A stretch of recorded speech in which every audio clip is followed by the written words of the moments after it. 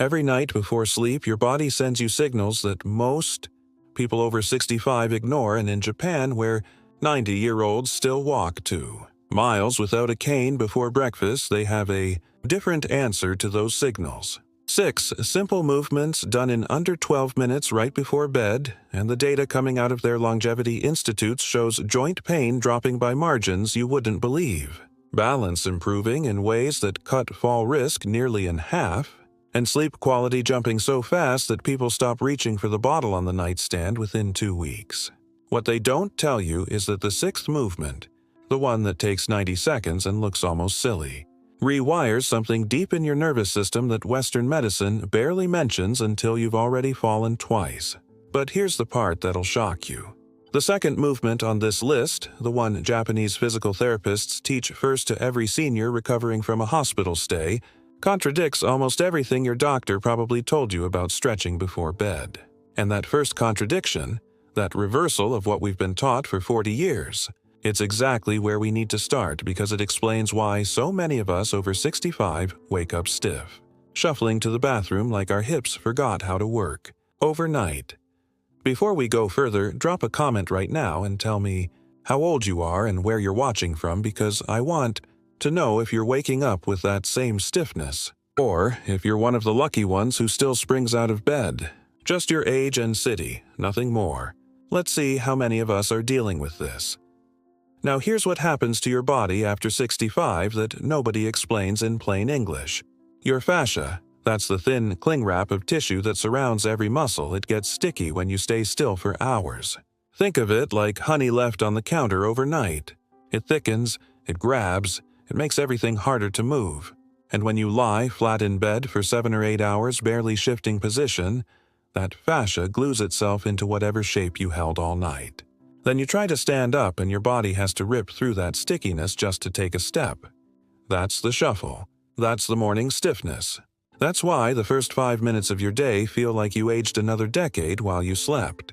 Japanese movement science figured out decades ago that the solution isn't stretching after you wake up when the damage is done. It's preparing your fascia before you lie down so it stays fluid through the night. They call this yoru no junbi, which translates to evening preparation, and it's built into the daily rhythm of millions of seniors across Japan who statistically suffer far fewer hip fractures and far less chronic joint pain than we do here in the States. So let's talk about these 6 movements in reverse order, because the way they build on each other matters, and because saving the most powerful one for last keeps you here long enough to actually learn something that could change your next decade. We're going from helpful to life-altering, and I'm going to show you exactly how to do each one, what it fixes, and what happens if you skip it. Movement 6 is called seated spinal breathing, or Sawari Kokyu, and it's the simplest entry point. You sit on the edge of your bed, feet flat on the floor, hip-width apart. Hands rest on your thighs. You breathe in slowly through your nose for a count of 4, and as you do that, you let your chest lift and your spine lengthen like someone gently pulling a string from the crown of your head toward the ceiling. Then you breathe out through your mouth for a count of 6, and you let your belly pull in slightly, but your spine stays long. You don't collapse. You don't round forward. You stay tall. You do this for 10 breaths. That's about 90 seconds. What this does is reset your diaphragm and calm your autonomic nervous system before bed. A lot of people over 65 breathe shallow all day, chest tight, shoulders up near their ears. That signals stress to your body even when you're just sitting watching television. Shallow breathing keeps cortisol higher, and cortisol keeps inflammation higher, and inflammation makes every joint ache worse overnight. Studies from respiratory physiology research show that extending your exhale past your inhale activates your parasympathetic nervous system, the rest and repair branch. Within 2 minutes, your heart rate drops, your blood pressure eases, and your body stops bracing for a threat that isn't there. It's permission to let go. I worked with a man named Frank, 71, retired electrician. Loved fishing, but his lower back seized up so badly at night that he'd wake at 2 in the morning and couldn't roll over without wincing. He tried everything: heating pad, ibuprofen, one of those memory foam toppers that cost $300. Nothing worked. I told him to sit on his bed edge every night and do 10 slow breaths before lying down. He thought I was wasting his time. 2 weeks later, he called me and said he slept 6 hours straight for the first time in a year. No middle-of-the-night back spasm. No shuffling to the bathroom bent like a question mark. He said it felt like his body remembered how to relax. Here's how you make this sustainable. Set a physical cue. Put your pajamas on the edge of the bed so when you pick them up to change, you see the spot where you'll sit and breathe. Don't rely on memory. Use environment. If you have trouble counting breaths, use a free app that chimes every few seconds or just count on your fingers. And if sitting on the bed edge feels unstable, sit in a firm chair next to the bed. The position matters more than the furniture. Now here's where it gets interesting. Movement 6 calms you down, but movement 5 wakes up the part of your body that's been asleep all day, even though you've been walking around. It's called ankle alphabet or Ashimoji, and it targets the 33 joints in each foot and ankle that most people over 65 have completely forgotten exist. You stay seated, same position. You lift one foot a few inches off the floor, and you draw the alphabet in the air with your big toe. Capital letters A through Z. You go slow. You make the letters big. You feel every little bone in your foot and ankle shifting, rotating, flexing. Then you switch feet and do the whole alphabet again. Takes about 3 minutes total. Why does this matter? Because your ankles are your body's first responders when you start to tip or stumble. If they're stiff, if those 33 joints are locked up from wearing the same supportive shoes all day or from sitting with your feet flat and motionless for hours, your ankle can't react fast enough when you step on uneven ground or catch your toe on a rug edge. And that's how falls happen. Research from balance and gait labs shows that ankle mobility, the range and speed your ankle can move through, is one of the strongest predictors of fall risk in people over 65. Stronger even than overall leg strength. If your ankle can't adjust in a fraction of a second, you're going down no matter how strong your thighs are. There's a woman named Diane, 68, former teacher who tripped on her granddaughter's toy truck in the hallway and broke her wrist catching herself. She was terrified it would happen again. I had her do ankle alphabet every night for 3 weeks.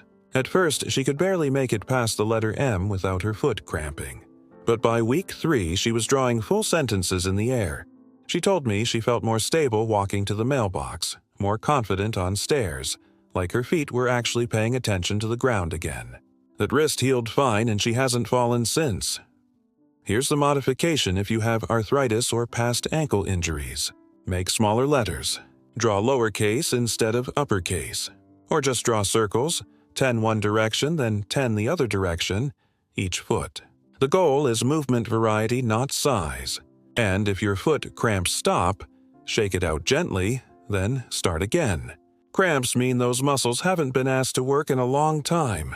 They'll adapt. Now we move to number 4, and this is where Japanese seniors separate from the Western approach in a way that surprises people. It's called supine knee sway or yoko hiza, and you're lying on your back now, knees bent, feet flat on the bed. You let both knees drop slowly to the right side, only as far as comfortable, and you hold for 5 breaths. Then you bring them back to center and drop them slowly to the left side. Hold for 5 breaths. You do this 3 times each side. The key is you keep your shoulders flat on the bed the whole time. You're twisting through your lower spine and hips, but your upper body stays anchored. What this does is decompress your lumbar spine and release the hip flexors that have been shortened all day from sitting.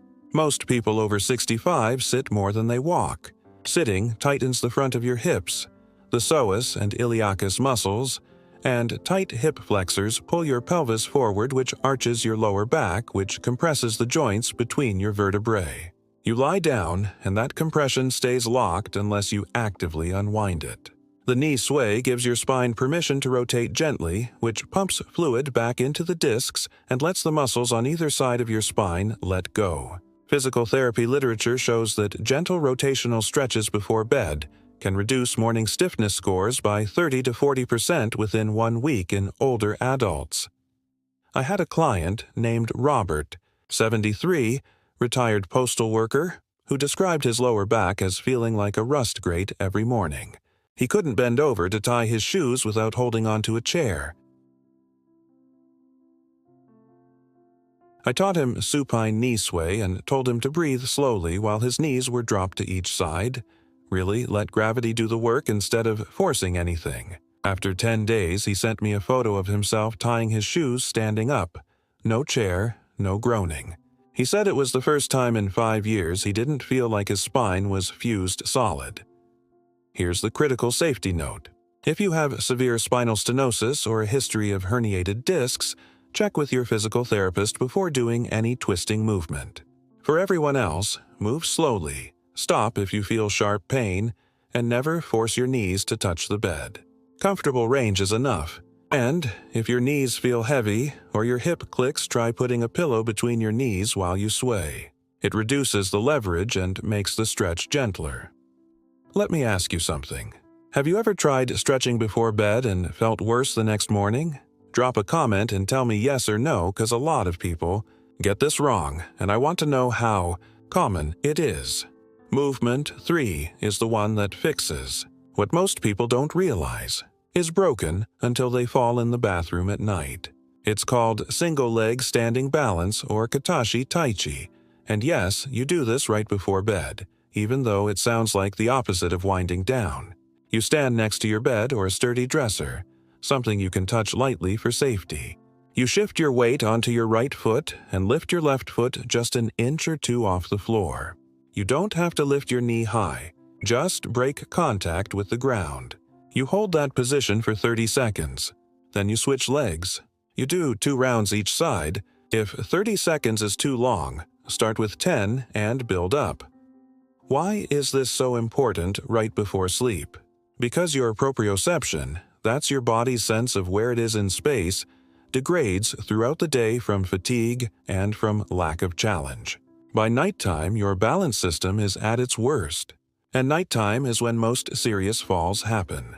You get up to use the bathroom, the lights are low, you're groggy, and your body has no idea where your feet are.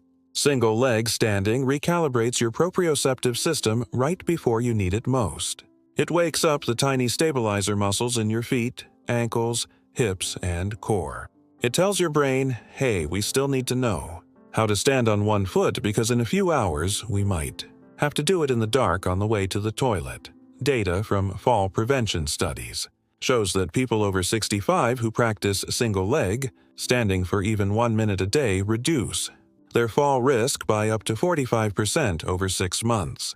It's one of the highest return on investment exercises you can do. 1 minute, 45% risk drop. That's better than most medications. I worked with a woman named Carol, 69, who fell twice in 3 months getting out of bed at night. The second fall gave her a black eye and shook her confidence so badly she started keeping a bedside commode in her room because she was afraid to walk to the bathroom.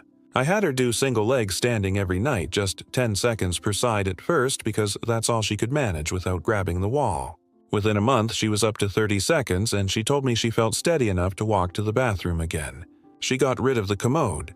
She said it felt like she got part of her dignity back. Here's how to progress this safely. Start with your fingertips lightly touching a wall or furniture. As you get stronger, reduce the touch to 1 fingertip. Then try hovering your hand near the surface without touching. Then try it with no hand support at all. And if you want an extra challenge, close your eyes for 5 seconds while standing on one leg. That removes visual input and forces your proprioceptive system to work even harder. But only do that once you're rock solid with eyes open. Now, we're at movement 2, and this is the one that contradicts everything you've been told about stretching at night, because it's not a stretch at all. It's a contraction. It's called bridge activation, or Kyogata, and you're lying on your back, knees bent, feet flat on the bed, same starting position as the knee sway. But this time, you press your feet down and lift your hips up toward the ceiling. You squeeze your glutes hard at the top, hold for 3 seconds, then lower slowly. You do 10 repetitions. That's it. 10 slow bridges. Here's why this shocks people. Most advice says relax before bed. Don't activate muscles. Don't do anything that revs you up. But your glutes, the biggest muscles in your body, are probably asleep right now. If you sit most of the day, your glutes turn off. They forget how to fire. And when your glutes don't work, your lower back and hamstrings take over every movement they were never designed to handle. You stand up from a chair, and your back does the work. You climb stairs, and your hamstrings do the work. Over time, that imbalance creates chronic pain, and it makes you slow and unsteady because the muscles that should be powering your movement are on vacation. Doing 10 bridges before bed wakes your glutes up and reminds them they have a job. And here's the part that's counterintuitive. Activating your glutes before sleep actually helps you relax deeper during the night, because when your body knows those stabilizing muscles are online, your nervous system feels safer. It stops bracing. Chronic pain researchers have found that targeted muscle activation before bed can reduce nighttime muscle guarding and improve sleep efficiency in older adults. I had a client named George, 70, retired mechanic, who couldn't walk more than 2 blocks without his lower back locking up. He'd been told to rest, to avoid strain, to take it easy. I told him to do 10 bridges every night before bed and 10 more every morning before getting out of bed. He looked at me like I'd lost my mind, but he tried it. 3 weeks later, he walked a mile to the hardware store and back. No back pain, no stopping to lean on a fence. He said his back finally felt like it was part of the team again instead of the weak link. Here's the form checkpoint. When you lift your hips, don't arch your back. Think about lifting from your glutes and hamstrings, not from hyperextending your spine. Your body should make a straight line from shoulders to knees at the top. And squeeze your glutes hard, like you're trying to crack a walnut between your cheeks. That's the cue that makes the difference. If 10 reps feels easy, add a pause at the top, hold for 5 seconds instead of 3. If 10 feels too hard, start with 5 and add 1 rep every few days. Do you wake up with lower back pain or stiffness in the morning? Yes or no? Drop a comment. I'm curious how many of you are dealing with this every single day. And now we get to movement 1. The simplest, shortest, most powerful piece of this entire sequence. 90 seconds. Looks ridiculous. Changes everything. It's called constructive rest position, or Anshin Shisei, and you lie on your back, knees bent, feet flat on the bed, arms by your sides or resting on your belly. And you do nothing. You just lie there and breathe naturally for 90 seconds. You don't try to relax. You don't try to stretch. You don't do anything except exist in that position and let gravity work on your body. Here's what's happening that you can't see. When you lie with your knees bent and feet flat, your pelvis tilts into a neutral position that it probably hasn't been in all day. Your lower back flattens slightly against the mattress. The muscles along your spine, the erector spinae, they're supporting nothing because gravity is doing the work. For the first time since you woke up, those muscles get to completely let go. And your nervous system, which has been tracking tension and holding patterns all day, gets 90 seconds of pure input that says we're safe, we're supported, there's nothing to brace against. That signal, that brief window of zero demand, rewires your resting muscle tone. It teaches your body what release actually feels like so it can find that state. Faster when you're asleep. Japanese rehabilitation centers use constructive rest as the foundation of every senior recovery program because it's the fastest way to interrupt chronic holding patterns without any risk. You can't do it wrong. You can't hurt yourself. You just lie there. And yet people who do this for 90 seconds every night report deeper sleep, less middle-of-the-night waking, and waking up feeling like their body actually rested instead of staying tense for 8 hours. I'll tell you about Margaret, 74, who came to me exhausted. She slept 7 hours a night but woke up feeling like she'd been hit by a truck. She had tension headaches, her jaw was sore, her shoulders were up by her ears even when she was lying down. I taught her constructive rest and told her to set a timer for 90 seconds and just lie there before rolling onto her side to sleep. She called it boring. She called it pointless, but she did it because she was desperate. 1 week later, she told me her jaw stopped hurting. 2 weeks later, the headaches were gone. A month later, she said she woke up feeling rested for the first time in years. All from lying still and breathing for 90 seconds before sleep. Here's the thing almost no one understands. Rest isn't the absence of activity. Rest is a skill. Your body has to learn how to let go, and most people over 65 have been holding tension for so long they've forgotten what release feels like. Constructive rest is the teacher. It's the reset. And it's the one movement that makes all the other 5 movements work better because it trains your nervous system to recognize and return to a state of ease. If you want to go deeper, set your phone timer for 90 seconds. Place it where you can hear it but not see it, and close your eyes. Let your breathing be natural. If thoughts come, let them pass like clouds. Don't fight them. And when the timer goes off, take a breath, roll onto your side, and go to sleep. That's it. 90 seconds. Every night. Non-negotiable. So here's the full sequence. Sit on your bed edge and do 10 slow breaths. 4 count in, 6 count out. Draw the alphabet in the air with each foot. Lie down, drop your knees side to side 3 times each way. Stand next to the bed and balance on one leg for 30 seconds each side. Lie back down and do 10 bridges, squeezing your glutes at the top. Then settle into constructive rest for 90 seconds and let gravity do the rest. 12 minutes total. Less time than it takes to scroll through your phone before bed. And the difference it makes in how you feel in the morning. How stable you are on your feet. How much pain you're carrying. It's the kind of difference that lets you keep living the life you want instead of shrinking into the life your body is forcing you into. This isn't about fighting aging. It's about navigating it with tools that actually work.